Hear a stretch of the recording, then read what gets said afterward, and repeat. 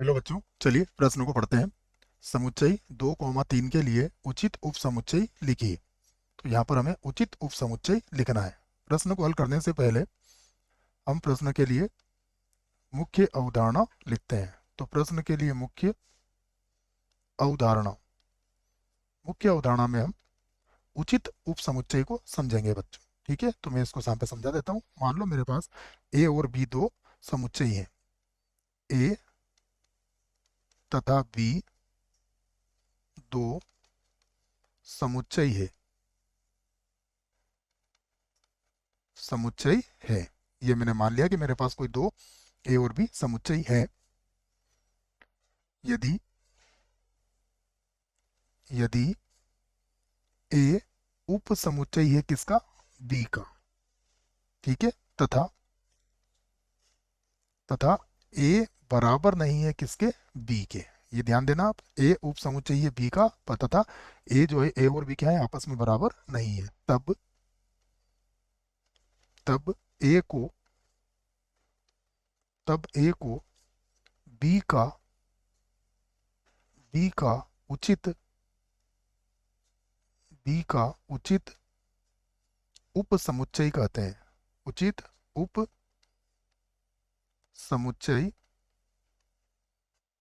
समुच्चय कहते हैं। ठीक है, तो ये हमने इसकी परिभाषा यहाँ समझ ली है। अब प्रश्न को यहाँ से हम हल करते हैं। तो मैं दिया गया समुच्चय यहाँ लिख लेता हूँ। देखो क्या दिया है मुझे। दिया है हमें एक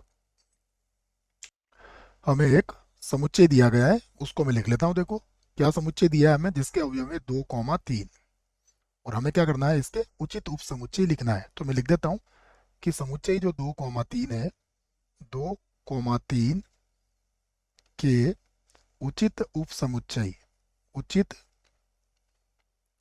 उचित एक बार और लिख लेते हैं बच्चों इसको। ठीक है, यहाँ आ जाएगा हमारे पास, हमें 2, 3 के उचित उप समुच्चय लिखना है। उचित उप समुच्चय। तो देखो जैसा कि हमने परिभाषा में देखा है, पहला उप समुच्चय क्या होगा? इसका पाई होगा। और दूसरा कितना होगा? 2 होगा।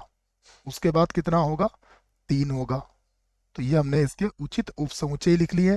ध्यान देना कि यहाँ 2 और 3 नहीं लिखा है, क्योंकि 2 और 3 लिखेंगे तो वो केवल उप समुच्चय होगा। ठीक है ना, अगर केवल उप समुच्चय पूछा जाएगा तो फिर फाई 2, 3 और 2, 3 भी आएगा, परंतु उचित उप समुच्चय में केवल ये 3 ही आएंगे बच्चों। यही हमारे प्रश्न का उत्तर है।